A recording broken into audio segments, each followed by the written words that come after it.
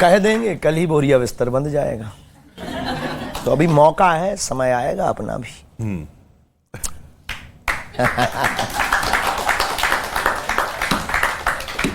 आप जब कह रहे समय आएगा तो ऐसा लग रहा है आपके पास सनातनी हिंदू जब इकट्ठे हो जाएंगे वो खुद बोलेंगे, वो जवाब देंगे। इस भारत में रहना होगा तो सीताराम कहना होगा। ये ऐसा लग रहा है जैसे आपने इलेक्शन की पर्ची खोल रखी, आपको पता है कौन जीतने वाला है। बिल्कुल भी नहीं। नहीं पता। ऐसा भी नहीं करते, ऐसा भी नहीं हम करते।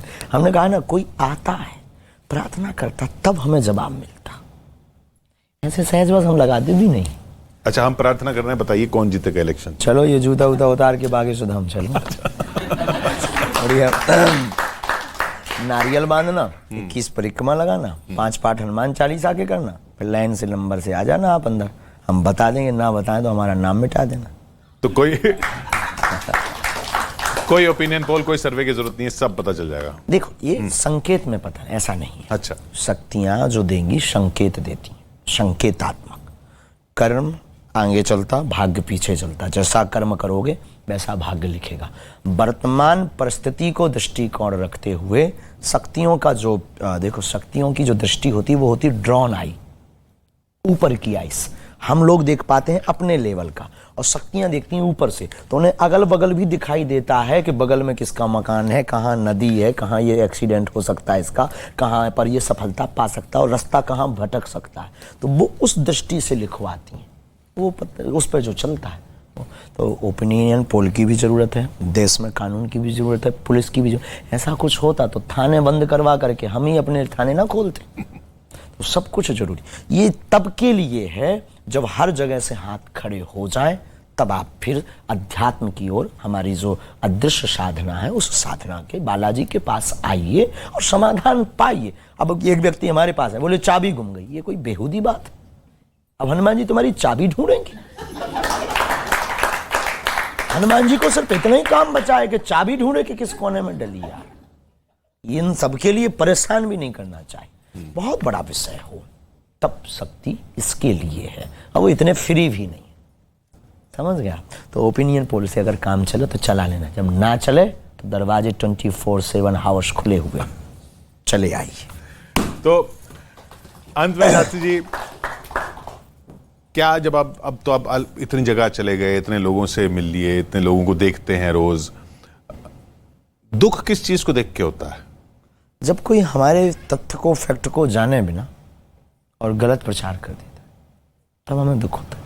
जब कोई रामचरितमानस को पढ़े और समझे बिना उस पर टिप्पणी कर देता है, बहुत दुख होता है। जब कोई हमारे सनातन को समझे बिना सनातन को पाखंड और अंधविश्वास कह देता है, तब बहुत दुख होता है। जब कोई हमें निजी जीवन में समझे बिना और हमको औरों से तौल और तुलना कर देता है, बहुत दुख होता है। लेकिन उनका समय है, बोलने दो, अपना आएगा। आपने दूसरे धर्मों के ग्रंथ पढ़े हैं? बिल्कुल भी नहीं, जरूरत ही नहीं। तो आपने भी लेकिन तो पढ़े नहीं है, लेकिन हमने समझा है। जो पढ़े लिखे हैं उनसे, जिन्होंने पढ़े हैं उनके साथ बैठकर हमने वार्तालाप किया है और उनसे पूछा है, बिना फैक्ट की बात नहीं की।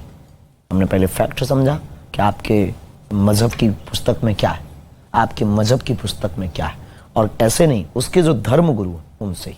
तो पढ़ना और सुनना, धर्म गुरु से शिक्षा लेना, दोनों समान है।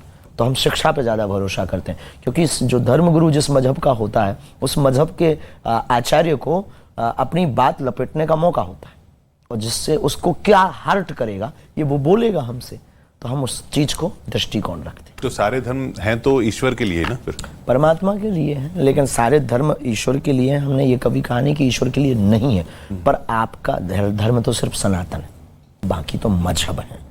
लेकिन इसका मतलब ये भी तो नहीं है कि आप जो है जीव हिंसा करो। इसका मतलब ये भी तो नहीं है कि आपका ईश्वर ये कहता हो कि केवल हमारे लोग ही अच्छे हैं, बाकी सब काफिर हैं। इसका मतलब ये भी तो नहीं है कि केवल अपनी बहन बेटियों की सुरक्षा करो, बाकी को जो है लव जिहाद में पकड़ करके उनको मारो। इसका मतलब ये भी तो नहीं है केवल अपना ग्रंथ पवित्र है, बाकी सबको जलवाने का षड्यंत्र करो। तो धर्म सनातन है, हम इन लोगों को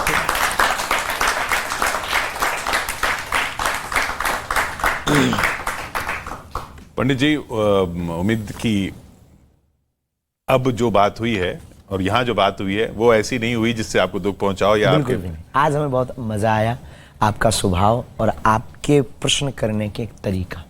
हमको अभी तक के इंटरव्यू में एक नई यूनिक इंटरव्यू थोड़ा सा लगा डिफरेंट, कि जिन्होंने मीडिया लाइन के साथ साथ एक जो होता ना बहुत अच्छे तरीके से भावना। वैसे अब आजकल हम सुधर गए। अच्छा, हाँ, ये मैं शुरू से पूछना चाह रहा था, आप सुधर, ये आप बदल गए हैं, आप बदल गए हैं। हाँ, ऐसे बदल क्यों गए? हम बदल नहीं गए ना, हमें लग रहा था कि हमारी वाणी कर्कश हो रही है। अच्छा, तो हमने आपस में गुरुजी से भी चर्चा की, तो गुरुजी बोले हाँ थोड़ी तो कर्कश हो रही है। तो हम अपने लोगों को दुख ना पहुंचाए। हम कई बार ना अपने लोगों की ठटरी बांट देते थे। उसको अपने लोगों को दुख ना हो। थोड़ा कंट्रोल कर लिया। नहीं, अपने यहाँ पर कंट्रोल तो नहीं है, विस्फोट आदमी। दूसरा तो अभी भी आ जाए, छोड़ेंगे नहीं जिंदगी भर, जब तक प्राण रहेंगे तब तक तो वो वही एटम बम है, वो छोड़ेंगे। बात करेंगे फैक्ट की।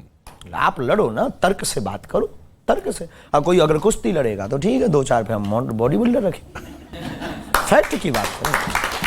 और है हमारे सनातन में फैक्ट है, हमारे सनातन में फैक्ट है, रामचरितमानस में तर्क है, तो हम तर्क दे रहे हैं, आप हमारा जवाब दो। सीधी सी बात है, या हमसे लो, सुनने की दम हो सो लो, और बाकी इतने से बच जाएंगे सो पर्चा लो। इस दुनिया में ऐसा कोई नहीं है जिसके करिया कांड ना हो। इस दुनिया में ऐसा कोई नहीं है जिसके अब आप ही हो, आपके भी करिया कांड होंगे। हाँ, होंगे।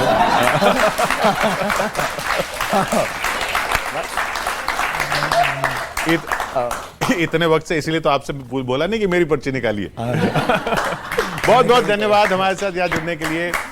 बाबा बागेश्वर धाम के पंडित धीरेन्द्र शास्त्री न्यूज़ 18 इंडिया पर लाइव एक्सक्लूसिव देखते रहिए आप न्यूज़ 18 इंडिया।